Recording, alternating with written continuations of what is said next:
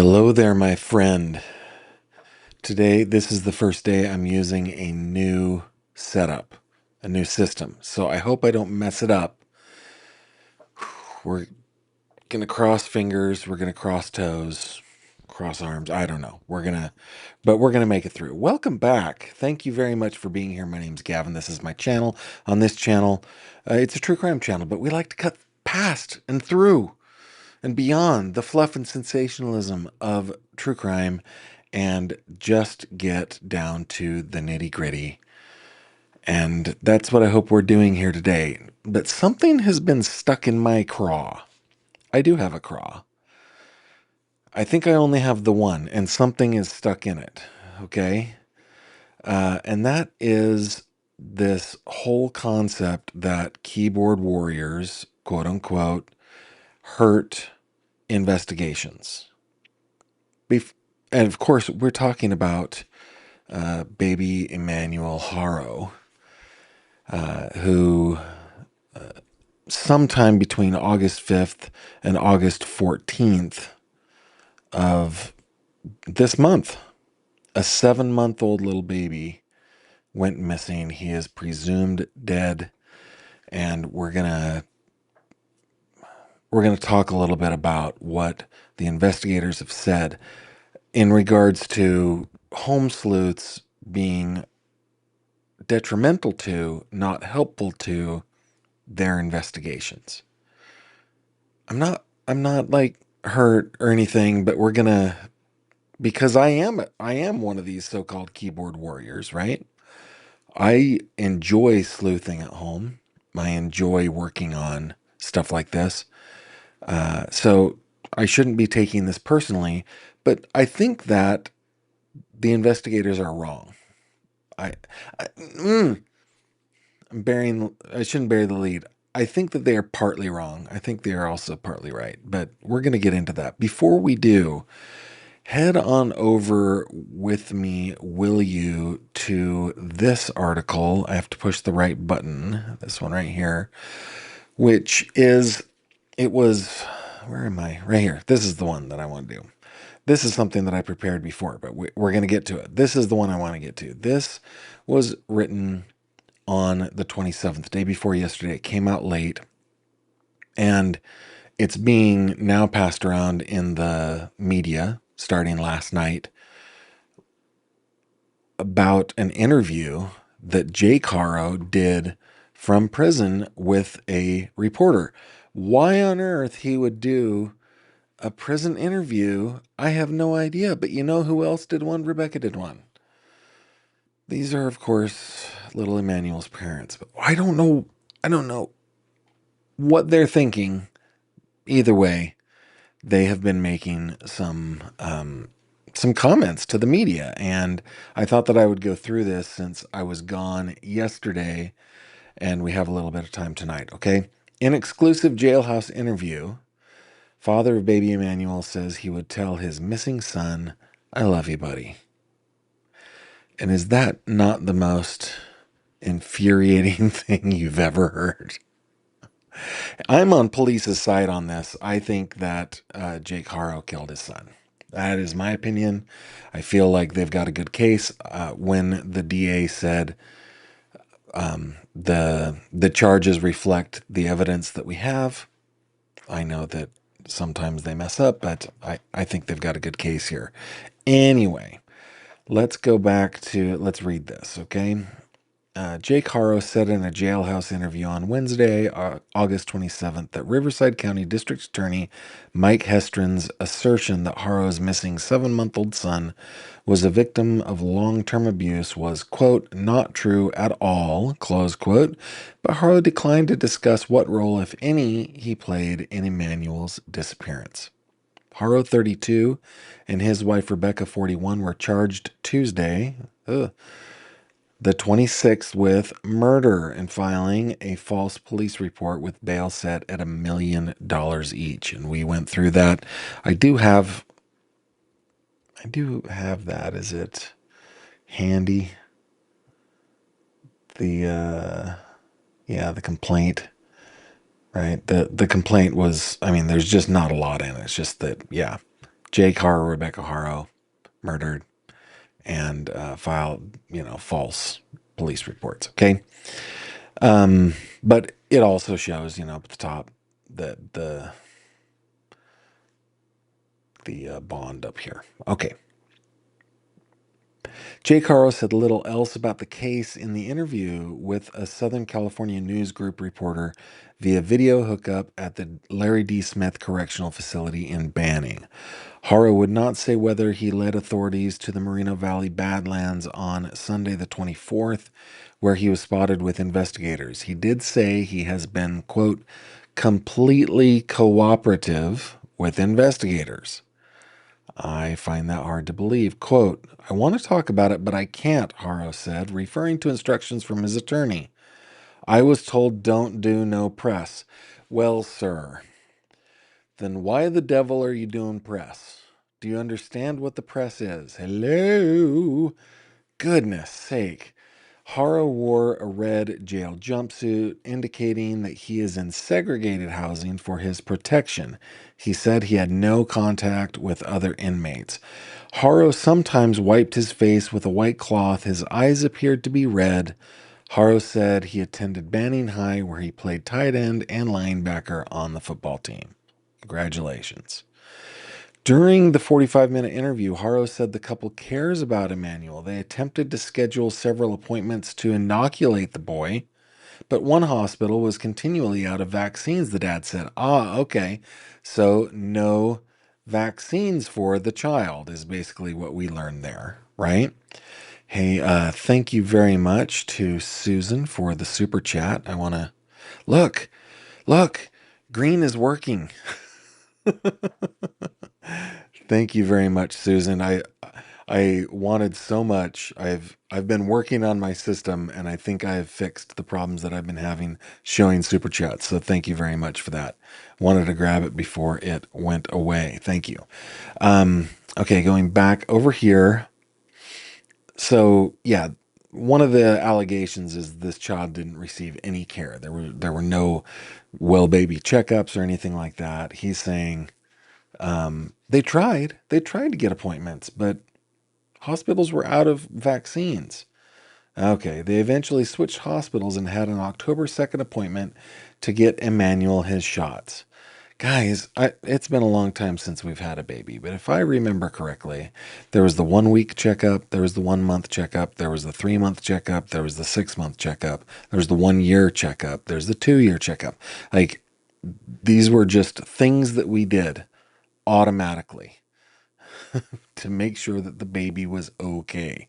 He's saying, I mean, he's 7 months old. He was born in what, January, February? Okay.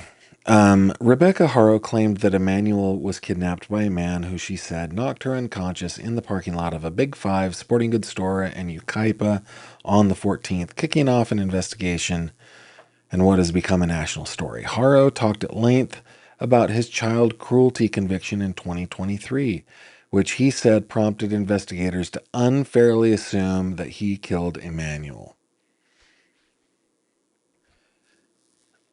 I feel like these people are just really good at telling stories. Well, they're not that good at it. They think they're good at telling stories that they think are believable. But let's hear what he has to say. Haro said he accidentally dropped baby daughter Carolina on a sink divider while bathing her, but she appeared uninjured. However, the girl was later found to have broken bones and other serious injuries after Haro's wife, the time Vanessa, woke him up in the middle of the night. She is now bedridden, the district attorney said on Wednesday. Indeed, this is the story that he told in this affidavit supporting his arrest. But of course, the facts, at least in this affidavit, do not support his assertion that he just dropped the baby. There were healing wounds, traumatic brain injuries, skull fractures, leg fractures, rib fractures, healing fractures. There was so much. And he said, well, I accidentally dropped the baby on a sink divider. No, nobody's buying it. And she's now bedridden. Both the husband and the wife made plea deals with the judge over the objection of the district attorney's office. He received 180 days in the sheriff's work release program and was handed a suspended 4-year prison sentence and ordered to attend a CA treatment program. Jake Haro said Wednesday that the sentence was fair. Let me read the next couple paragraphs. He said he wanted to take the case to trial, but I pled guilty because I didn't have the money to go to trial. The judge said nobody would believe my side of the story. Bull crap. Okay, look. Judges don't say that sort of crap. Okay, they're the judges of the law. I have sat in so many hearings. I've never once heard a judge tell a defendant nobody's going to believe that side of the story, your side of the story. That does not happen. Oh, and also, the sentence was fair. If you were innocent, the sentence wouldn't be fair, no matter how lenient they were. Quote, somehow they magically convinced me to take this damn plea deal. I was sick of court. The judge knows I didn't do it. They just railroaded me. I was the fall guy. I am not believing it. I am not believing it. Haro was hopeful on Wednesday that enough money could be raised, generally 10% of the bail, to free Rebecca, who he wed 3 years ago. Rebecca is innocent, Haro said. The media is killing her. She's a beautiful woman. She loves her children. Interesting that he didn't say that he is innocent. And that leads me to question, like, was she some sort of battered spouse, coercively controlled spouse who made up the story and apparently is sticking to the story because he is so abusive? And I tend to believe that, yes. Rebecca is being held at the Robert Presley Detention Center in Riverside. On Tuesday, after the Haros appeared in court, separated from one another, Jake Haro said he encountered her after getting off an elevator. I'm trying to shout to her, I love you, Haro said. The deputy shoved me to the ground. He launched me like I was a rag doll. Haro said he re-injured a shoulder. Okay. I'm sure that's all you did. Just scream out, and then the deputy tackled you to the ground. It's not unheard of, but come on.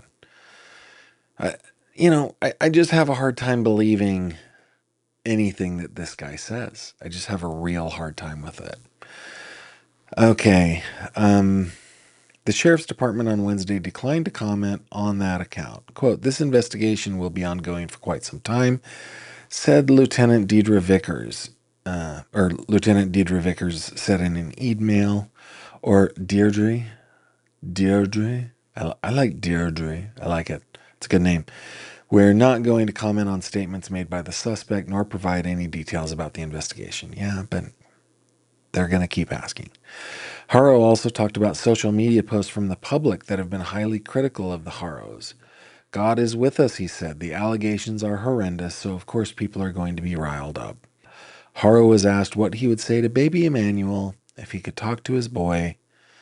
I love you, buddy, Haro said. I don't know that he does love that little buddy. I don't believe it anyway. Because I think if he did, then he wouldn't be missing and presumed dead. But yeah, that just got me riled up. And then let's go to your comments here real quick, guys. I want to see what you guys are saying over here.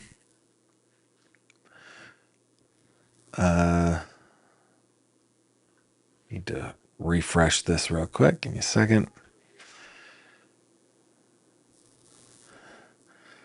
Jupiter Moon says, I'm going to need an I don't know option in the poll, or it depends. Saludos desde Puerto Vallarta, Mexico. Thank you very much. Do you say Heidi or Heide? Heide. Thank you very much. Let's see.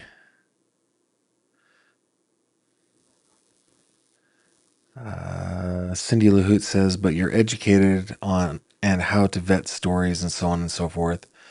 I'm not all that educated. One man's trash said, in my opinion, that is one man who said that. Could he had something or don't like people stirring the pot? Yeah, possibly, possibly. Um, let me go to the poll real quick. Let me see what you guys are saying on the poll. Looks like 65% of you say keyboard warriors help. 35% say they hurt.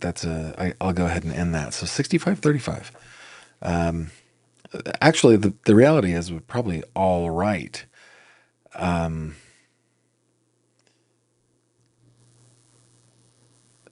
Dashell says, Gavin, I can't wait to see what evidence the police actually have.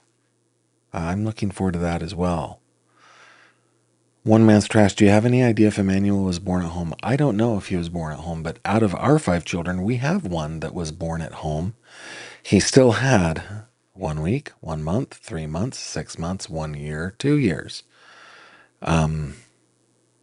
Now I know, well, from my experience, there is a little suspicion, sometimes animosity, but in our experience, not quite. Just suspicion of people who will choose to have their children at home rather than in a hospital.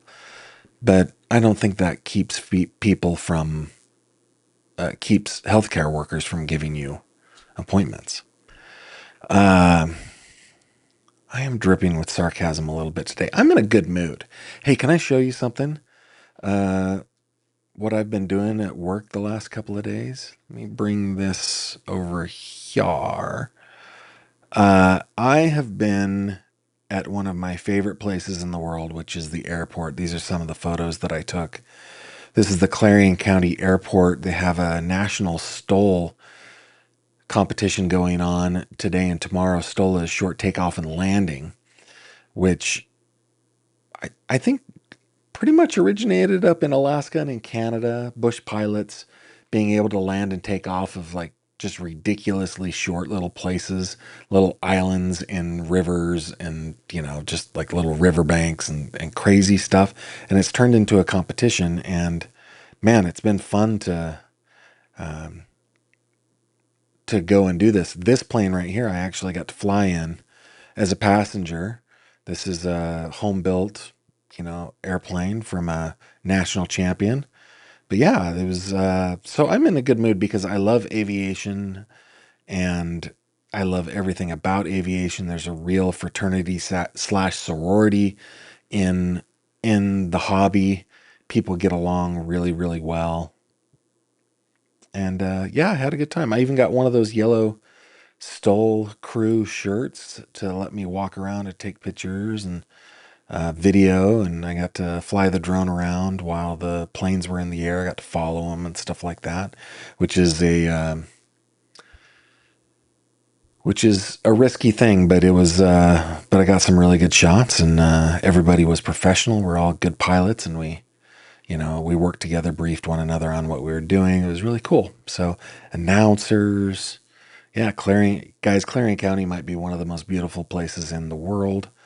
So, yeah, that's what I have been doing. I snapped that picture. That's not me wearing that t-shirt, but anyway, got some really good photos. Had a really, really good time. So, yeah, it was I'm in a good mood. I'm in a really good mood. Uh all right, going back over to comments real quick before we get to um you know the before we get to the video clips. Okay, I'm not implying being born at home was bad. Just think in their case it was for privacy, keep the government out of their business. Yeah. Oh, you know what? And I lost that in your comment. That's terrific. Um, yeah, it could have been possibly like that. Like they'd had interactions with, um, Child Protective Services, and there certainly was a lot that was going on over at that house. What a great comment. I was born in a 49 Studebaker. Is that true? That is so cool. Okay. Autumn has never been in a plane nor a helicopter. That is sad. That is sad, Autumn. We should fix that. I think I'm going to get back into the airplane owning business in the next couple of years. At least I hope so. Was that a member of the Amish community in the crowd? Yeah, I think so. Let me see. I can't remember which picture that was. Let me just zoom through these real quick. Or Mennonite, maybe. I mean, we live in Western Pennsylvania, so yeah, yeah.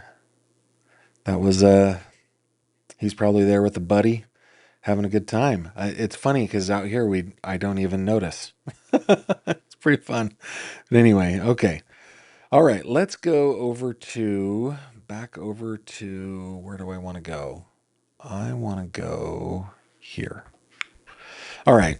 So we watched this press conference. It was covered on, Court TV, and it was covered on, um, the local channels and so forth. I think I've cut about 4 clips here, and then I want to get into my opinion on this. Here we go. Well, see, that's not true. So I don't know where you, well, no, no. See, this is what happens when you've got all these folks out there online and these keyboard warriors. You get a lot of misinformation. And what you just said is not true. It's misinformation. So that's what I'll tell you did not happen. Okay? Thank you. Like Sheriff Dicus, I just want to thank all of you for, especially the normal mainstream media, for your attention to this and for your cooperation in this as we were assisting San Bernardino in this investigation, trying to originally find a missing baby, but then eventually quickly learning that that investigation was not something that it started as. Not so much for social media and keyboard warriors who quite honestly sometimes hamper and prevent us from a good investigation. To that and to the question before, a problem that we are having in this, basically even on the question that was asked 2 questions ago, is someone posts something on social media and then you all believe that it's true. I actually complimented the mainstream media because you've actually been reaching out to us for comment and actually been printing what we've told you. It hasn't been the sensational. Let me just pause there. It is not the duty of the media to just print what authorities or whomever tell you or tell them. That is a horrifying thing. And you know what? I was once in a meeting with an editor of a publication. Let's just put it at that. And he was telling me in that area that he had a very good relationship with the district attorney, the sheriff, all the people in the area, and he always was very proud of having such a great relationship with the DA specifically. And I came out of there going, if you have that great of a relationship with the DA, then you are doing a terrible job. You should not have a good relationship with the DA. You should have an adversarial relationship with the DA, because you should not believe everything that he says. You should not check with him which he told me he did, when he's going to print something. You should not do any of that. You should be able to have a professional and adversarial relationship with the DA. And so this whole idea where he's like, I'm so glad that you printed what we told you, that is horrifying. And here's another just example of this. And remember, I am both of these things. I am a mainstream media reporter. I work for a digital publication here in Western Pennsylvania that serves 3 rural counties. And so I have these relationships with these kinds of people. They're pretty adversarial for the most part. Um, and I am also on the social media side of things. Obviously, you and I are talking here through Facebook. Um, the law enforcement will frequently give us bubkus, give us nothing, frequently. And they will hide behind certain policies and sometimes in some cases it's state law. They will hide behind those things. In the case of Pennsylvania, they're not required to withhold things. They just may withhold things, right? So they will hide behind those things. And then the moment that they need our help, they insist upon it. Like, hey, we need your help with this. Please publish this. Like, no, kick rocks. You and I need to have a better understanding of what your responsibility is and what mine is. And it just drives me crazy. Every time it's not with all law enforcement. I have some places where I've got very good relationships. And if they ask me to do something, I definitely consider it and usually do it, right? So anyway, it drives me nuts that on the mainstream stream side of this, that they are horrible partners to the media. In my experience, they're horrible partners to the media, and then they require so much out of the media. And for that, I think they can just pound sand. Drives me crazy. And the wants for clicks for social media. And that is doing nothing but harming. Let me back up real quick. I actually complimented the mainstream media because you've actually been reaching out to us for comment and actually been printing what we've told you. It hasn't been the sensationalism and the wants for clicks for social media. And that is Okay, the wants for clicks comment. Let me just address this real quick, okay? It is true, generally speaking, that in the media, whatever the mainstream media, social media, whatever, that we produce content for money. That's what we do. Okay. Now, it's not our only incentive. We could love writing, or we could love editing videos, or we could love talking with you friends. We could love all the things about it. We could love the investigative side about it. We could love so many different. The fact that I, get to go to the airport and report on the things that I love doing. There are so many things that we love, but make no mistake, we all do it for money. Every single one of us.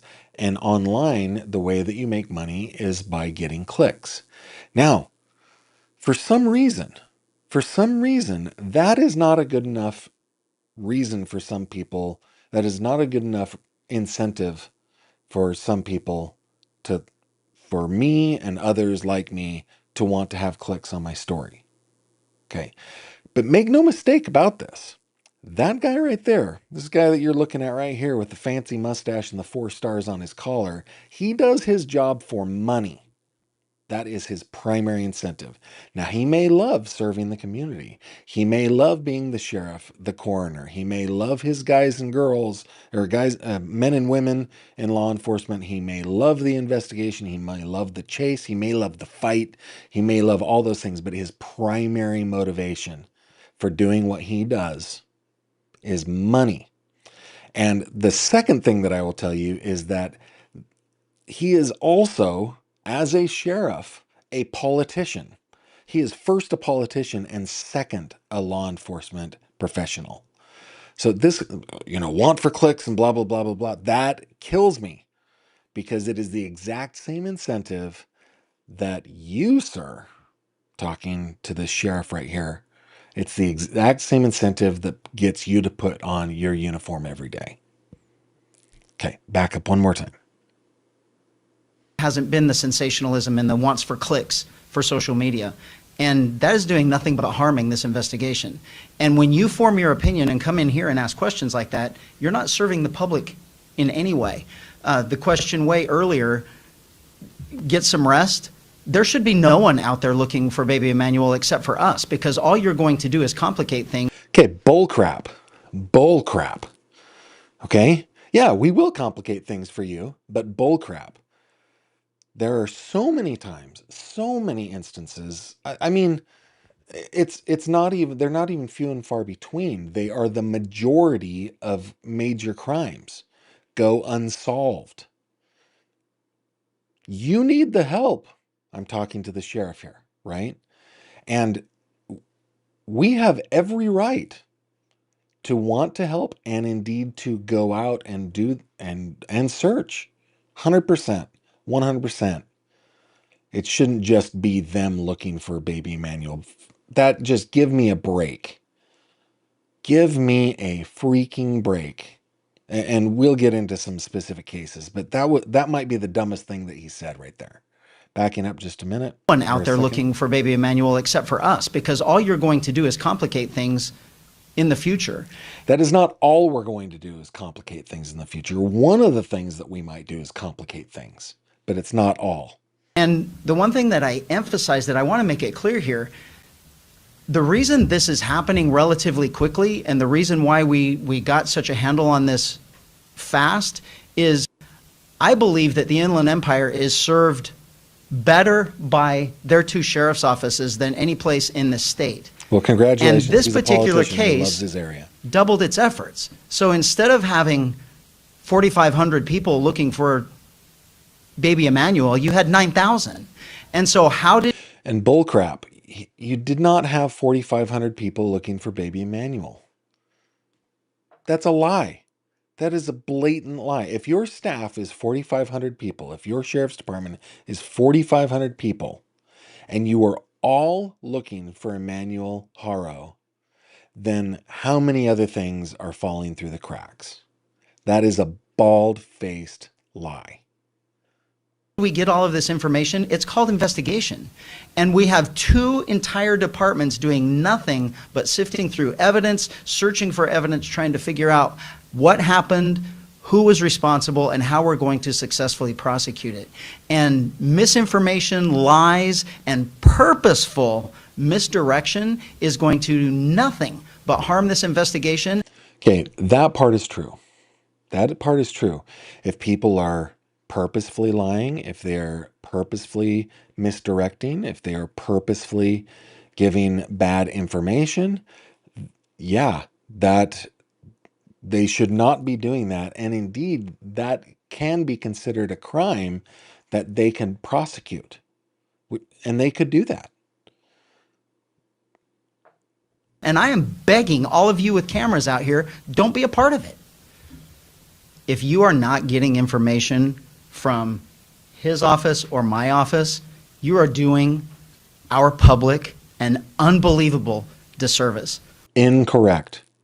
Incorrect. Guys, this is only like a 3-minute video in total, and we've been going at it for so long. I keep interrupting. I am currently, and have been for the last 3 years, working on identifying a Jane Doe in Clarion County, Pennsylvania, who's she's known as Penny Doe. Okay? Now, this case has been investigated by the Pennsylvania State Police since 1990. But when I talked with the Pennsylvania State Troopers, they didn't even know about the case. They didn't even know about the case. And in the amount of time that I've been looking at it, I have located her remains, which had been missing. I had located reports. I've recently located 2 people that were on site the day that they found the remains. One was a state trooper back in 1990, and the other one worked for the coroner's office. So, as a college student, he's now a grown man, right? So, they would have none of this. The file is empty. They would have none of it. And now, by the way, because I found her remains, DNA is going to happen. We're going to get to genetic genealogy. I know that the DNA is viable. I know it. It's not a guess, it's knowledge. And as soon as we can get a forensics company to work with us, which we're close to doing, we will be able to solve the mystery of who this person is that the Pennsylvania State Police has not been able to do in 35 years. So, bull crap. Just because, and you know what? He's probably a really good guy. I'm like giving him grief, but he's got this anger toward us, which is unwarranted. Yeah, you guys are professional investigators. Many of us are amateur investigators, but we're damn fine investigators. So, okay, I'll let it go. It's like another 20 seconds. We don't care what someone posts on social media, and if you all are going to That is, see, and I broke my promise already. You don't care what people post on social media. Dude, Gabby Petito's bones would have laid on those rocks for who knows how long if it were not for social media. Joseph DeAngelo, you would have never known that there were 3 separate long-term violent, predacious criminals that were the same person, and you never would have known without a sleuth. And we're going to get into that in a second. Give me a break. You don't care. You should care. believe that and then generate questions based on those comments, we're not going to get anywhere in this. You are. If it did not come from our 2 agencies, Bullcrap. stop believing it. Bullcrap. That's all I can tell you. Now, I will give him this. There are those that are out there that are telling horrible things. They're spreading false information and I don't know of any specifically, but they're out there. They just are. But the majority of us in this community care. We care about this little guy right here. Wrong button. Hold on. Where am I going? About this little guy. Right here. I totally incepted myself, guys. Look. No, we care about this little guy right here. Most of us. And that's the incentive. And us saying we care about him does not imply that you, sir, do not. I believe you probably do. But so do I, and so many just like me. Okay, now let's pause for a minute because I just need to calm down. Maybe, do I have, I can't remember which button is like transition music. Hang on. Let's see. It is, I have to have this. Is it this button? No. No, it's not that. No. Oh, it's not that one. Not the Gavin Ross. No. There it is.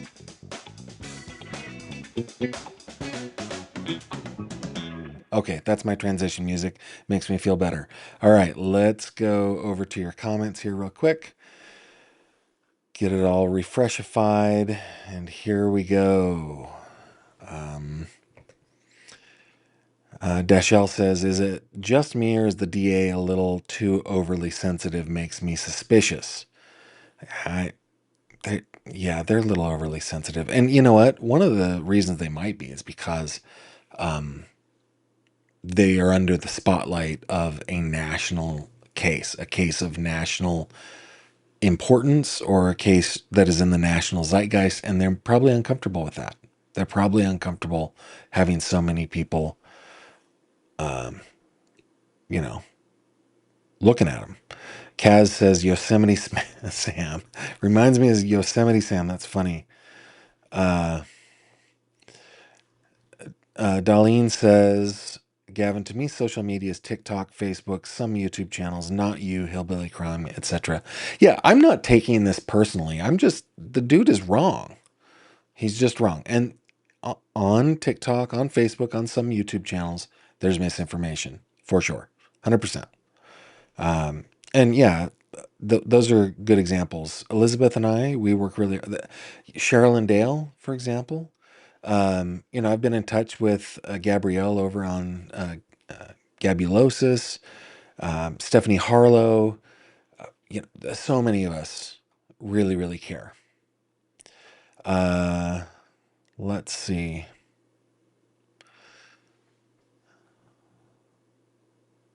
Gavin, he says the public should not be looking as they will complicate the search.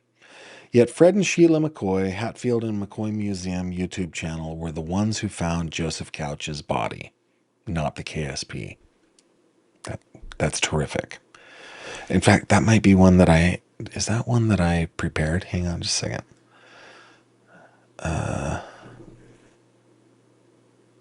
was not. Okay. But that's a terrific example.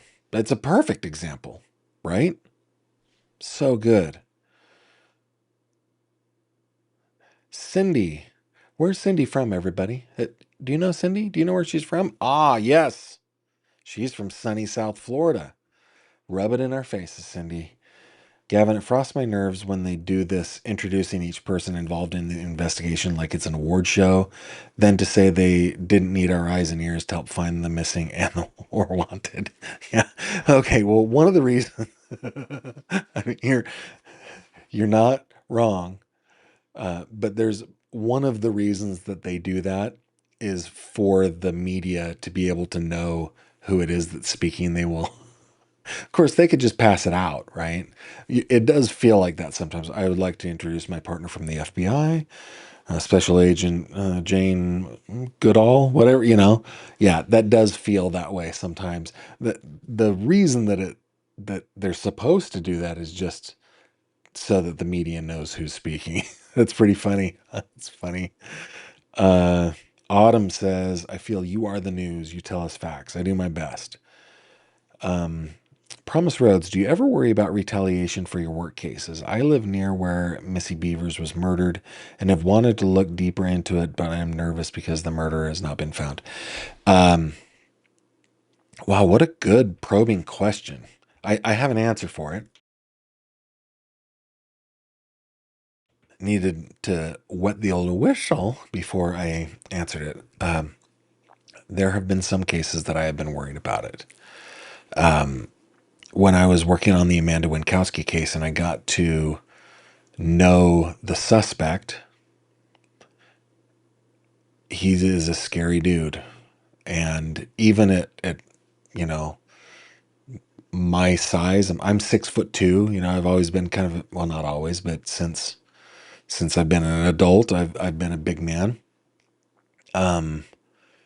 And he would just absolutely destroy me if he got his hands on me. And it did worry me to to think about him finding me. Now, as far as like the other guys, you know, I've covered murder cases.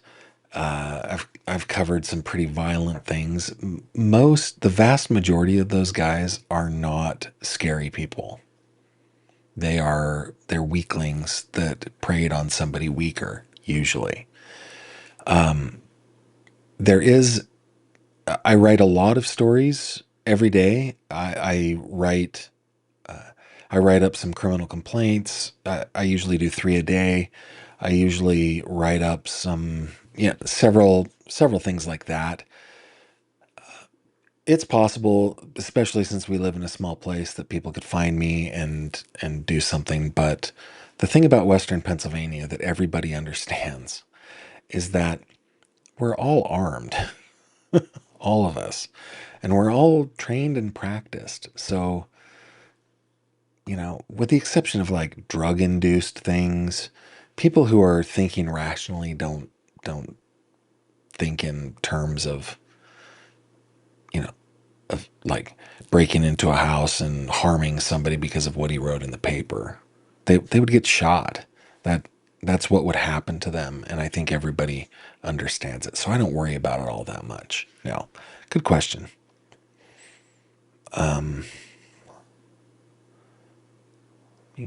Couple more. Oh yeah, no worry, Jojo. With the new system that I'm using, I have the ability to bump it even higher and even speed it up. I think it may have been you or somebody else asked me to speed it up.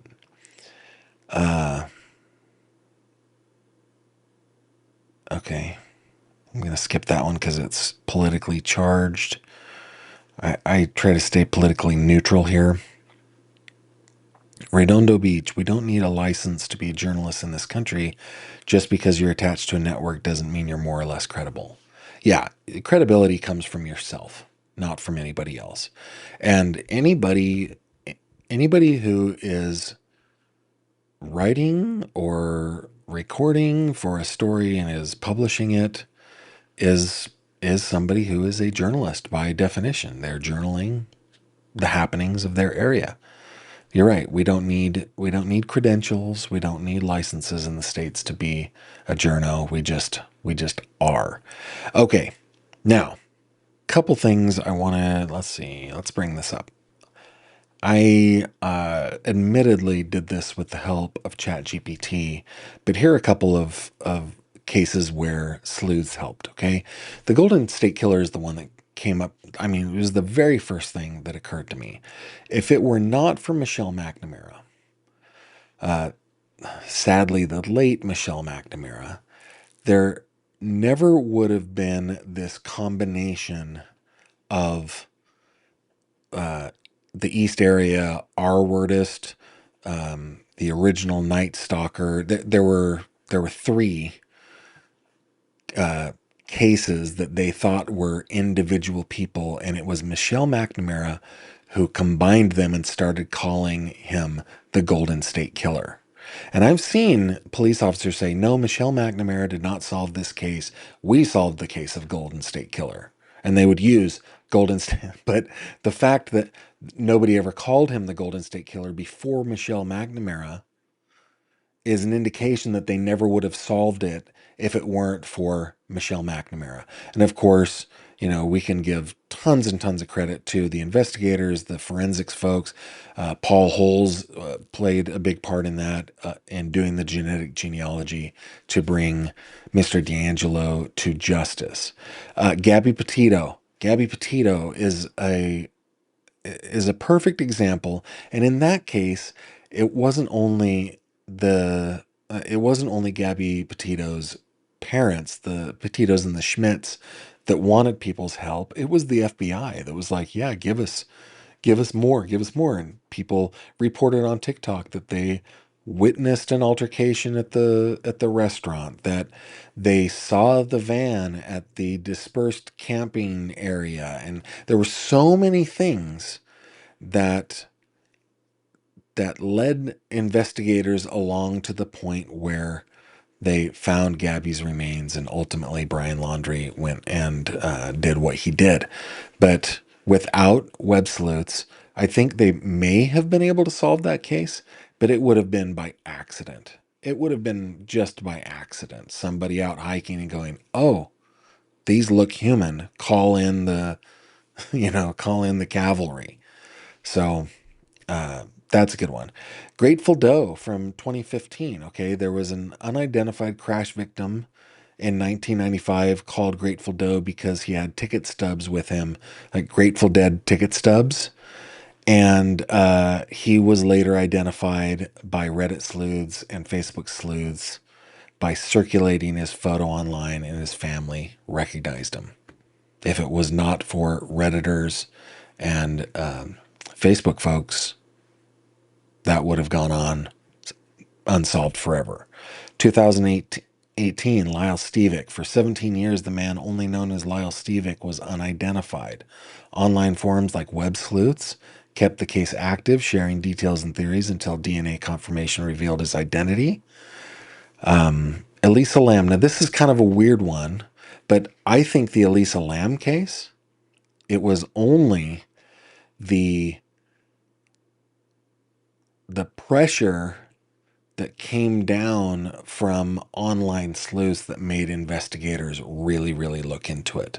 I think without social media, she just would have been a missing person forever. And of course, it helped that she was behaving weirdly. That caught people's eyes, and they started talking. Now, all of it was wrong. But it brought tons of pressure, and the case was eventually solved. We'll talk about that a little bit more. Tent Girl, right? 1998. Todd Matthews, an amateur sleuth, spent years connecting magazine reports of Tent Girl to missing person cases online. His sleuthing identified her as Barbara Ann Hackman Taylor and later inspired the Doe Network, which is remarkable. Tammy Jo Alexander, right? Online forum users suggested matches between missing person reports and an unidentified teen found in 1979. DNA later confirmed her as Tammy Jo Alexander. Those were sleuths that did that, not police. That led to it. DNA later confirmed it. Okay, now it can go wrong, right? Boston Marathon bombing. Okay, Reddit and 4chan users misidentified innocent people as suspects, including missing Brown University student Sunil Tripathi. His family endured harassment before the real bombers were confirmed. Madeline McCann case is one that has gone crazy. Oh, in the Idaho 4, there were people that were falsely accusing innocent people. I mean, we should not be engaged in that. We should not be doing that, right? And then again, Elisa Lam, while the case definitely, the attention to the case definitely pushed the investigation forward, the weird conspiratorial theories misdirected focus. I don't think there's any argument against that. But those were just me chatting with ChatGPT to find a few, right? And what do we find? We found 1, 2, 3, 4, 5, 6, 7, right? And I mean, we can add to that and pat ourselves on the back, me and you. Ellen Greenberg's case would still be in the Attorney General's office collecting dust if it were not for us. I think that is a fact, right? If I think the connection in the Ellen Greenberg case, the connection of Josh Shapiro to the Schwartzman family was huge. It was absolutely huge. And to this day, by the way, as a credentialed reporter in my area, Josh Shapiro's office always excludes me whenever his office is doing something in our area. I am never invited. I am actively uninvited, and I wear it as a badge of honor because I don't like that guy. I don't hate him, but I just really, really, really don't like him.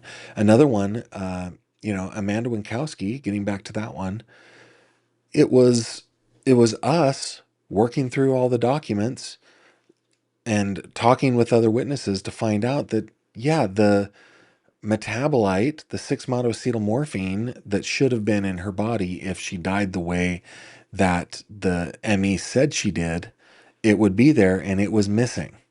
And that caused the district attorney to admit that there are problems with the case. Now, it still hasn't moved anywhere, but there have been little things that just you and me on this channel have done. And I don't want to pat myself on the back on this too much. I want to pat ourselves on the back. But locally, no, I'm not going to. Local to me, there are a couple of cases that we've made a difference in. I'll just put it that way. Okay. So, what what's his bucket, Riverside Sheriff, what's his bucket is saying is mostly wrong and just partly right.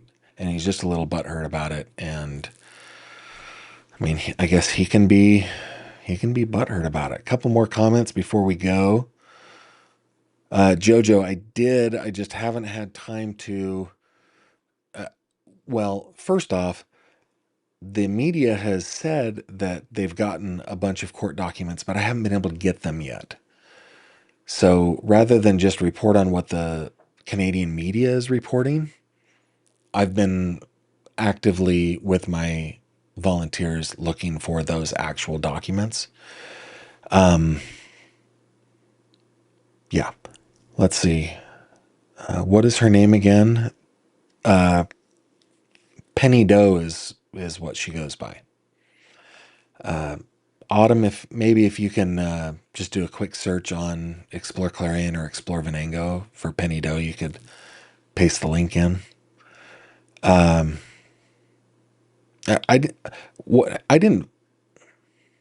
found her remains, which were being curated for the county coroner at a university under the care of a very well regarded forensics professor.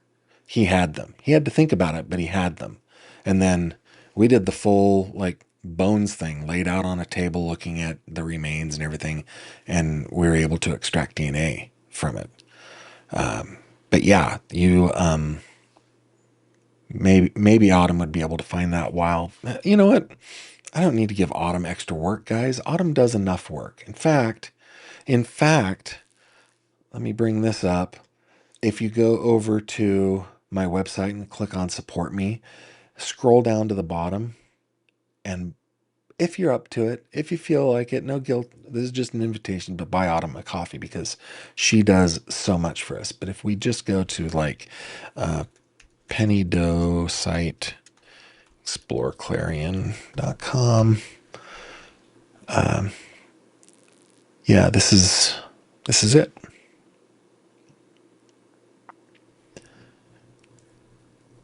I did a video on it, and there she is. So yeah, she was laying right here 35 years ago. We found her remains, and hopefully we're going to get some genetic genealogy done on that. So that's a fun one. This is, by the way, this is Dan Shingledecker, the coroner in Clarion County now, who has been so helpful in my desire to get Penny Doe's identification known. I mean, Dan, like, I can't even tell you what a pleasure it is to find somebody like Dan Shingledecker who is game. I mean, Dan and I in the 90s, in 1990, I was just reeling from the death of my best friend and a freshman in high school. He's younger than me. Like we had nothing to do with this, but working with Dan has been nothing short of a pleasure. He has been amazing. So, yeah, I can't tell you enough about him. He's just awesome. Yeah, we like to call it the dog and pony. Yeah. What are the most important things I learned from a news director was just because the police say it did or did not happen doesn't mean it's true. Do not let them suck you down a narrative. I agree with that. Yeah. It might be true. They might have some sort of motive in telling you what it is that they want you to publish. Yeah. I always check it. I always check it. Jupiter says, feel free to toot my horn. Okay. Well, I've been doing that a lot tonight, so thank you.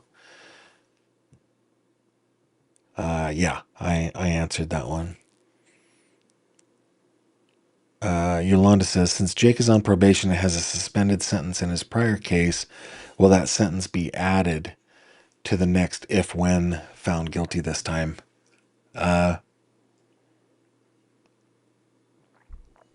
Probably they'll probably run concurrently because they're separate cases. But I know that he has a hearing on the 2nd in that case.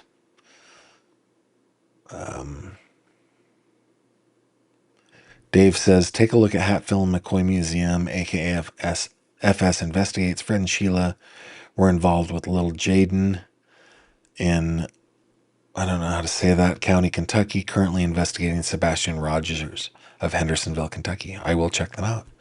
I will check them out. Thank you so much. Looks like I need to bump